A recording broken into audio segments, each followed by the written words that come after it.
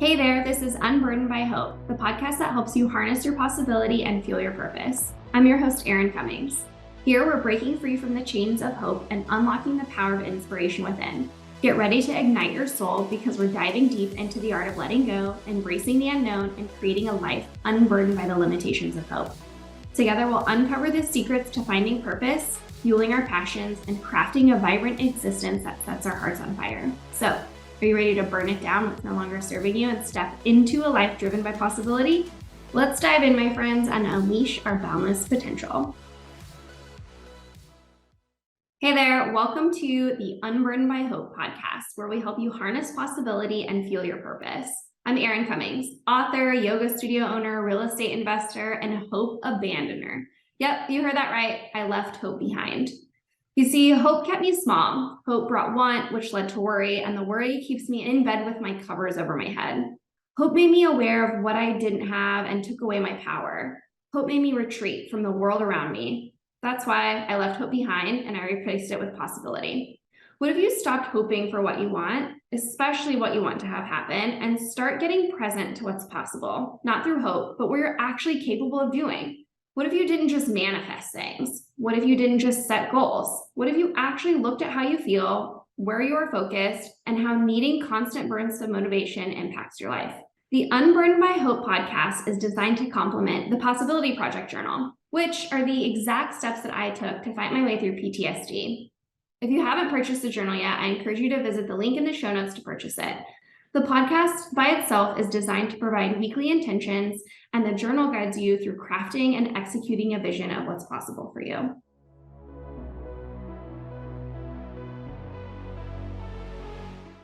Before you can create what's possible for you, you need to get present to what's now. Get a pen and paper and write out these questions, and take some time to think through your answers. What is possible if I had no limitations? What is working in my life right now? What is not working in my life right now? Where do I feel the most stuck? What in my life excites me the most? What in my life exhausts me the most? What in my life gives me purpose?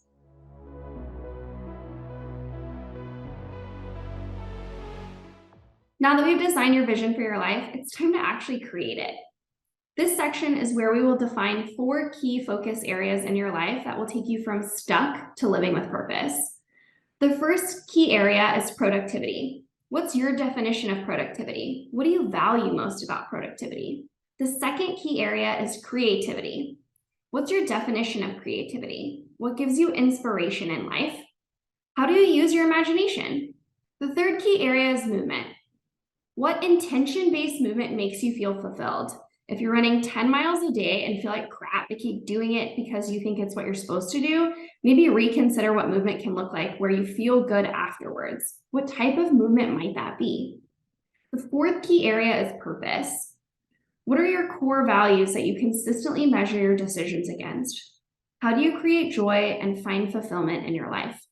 Next, we're going to list out what's currently working for us in these 4 key areas of focus and what we want out of each focus area. As a reminder, the 4 key areas are productivity, creativity, movement, and purpose.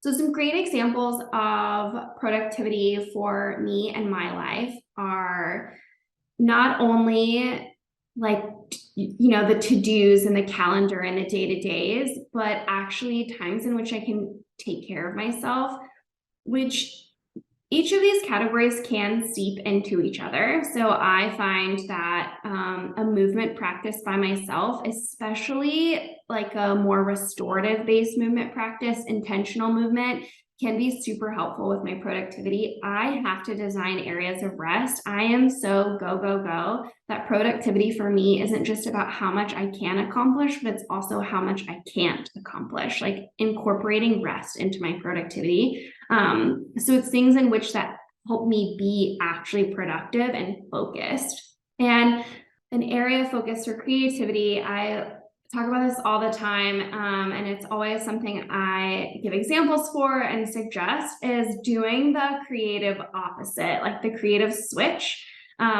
So for me, like doing this podcast even is listening to other podcasts or talking about, like things that I want to accomplish creatively. So maybe I'm writing an email blog, or maybe I'm putting a recipe together, but using that creative content building in a different way.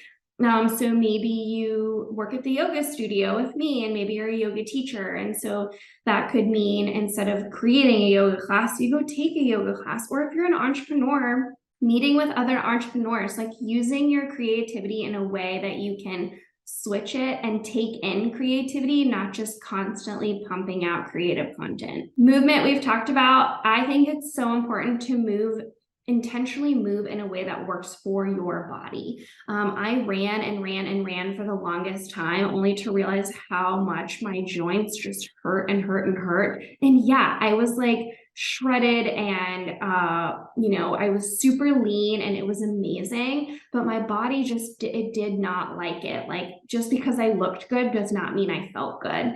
And now I do a mixture of low impact and light strength training weights, and obviously yoga, and it has truly changed, like, not only how I feel, but I actually feel so much stronger in intentionally moving in a way that works for my body. And then finally, purpose. These are things that fuel you. So if you are, I don't know, spending time fundraising, if that's your purpose, or maybe your purpose is being with your family, or being with your friends, connecting in some capacity, making sure you actually have time to do those things that fill you up. That's not just because you have to. Like, just because your friend invited you to some fundraiser doesn't mean you actually have to go. You want to just do things that fuel you all the time. I love the podcast Smart List, and I was listening to the guys talk. I think they had Ben Affleck on one time, and they were talking about if you plan on saying no to something in the future, if future you would say no, you should say no right away. So if you made plans to go to dinner with someone in 2 weeks, and then 2 weeks from now, you're going to regret saying that yes, you would go, like, that is so against your purpose.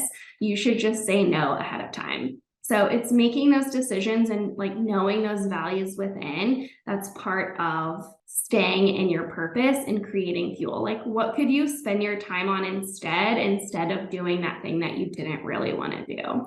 I think that that's so important. So truly breaking down definitions for productivity, creativity, movement, and purpose is so important, specifically for you as the individual, so that you can truly live into each of these pillars.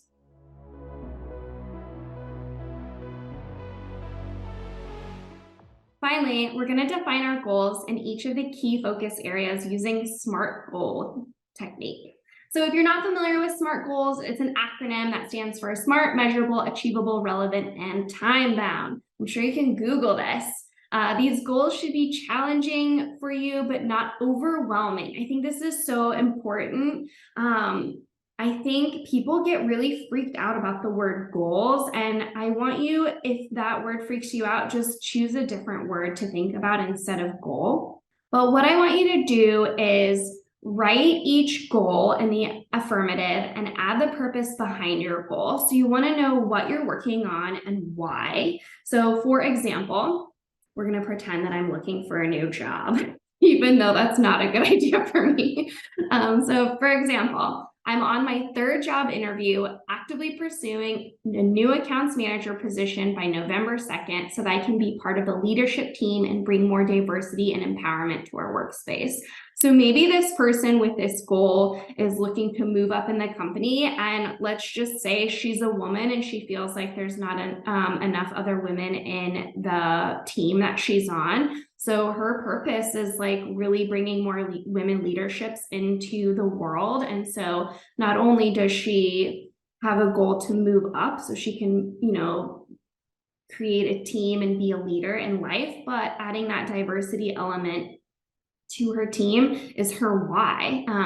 She is probably a great leader and she wants to lead, but knowing not only your goal, but why you're making the goal is so important to continue working with your vision and goals. So as you're working through this, Remember, set your goal. It's important, if you can, set a date in which you want to complete your goal by, and then the why. And then remember, you are courageous, you are capable, and you are strong. It's time for you to create what's possible. Thanks for listening to Unburdened by Hope. Go to your favorite podcast app, hit that subscribe button, and leave us a review. If you got something out of our show, I'd love to hear from you. Send me your favorite takeaway or any questions you may have to info@erincummings.com. You might even just hear the answer in a future episode. Remember, you are capable, you are courageous, and it's up to you to create what's possible.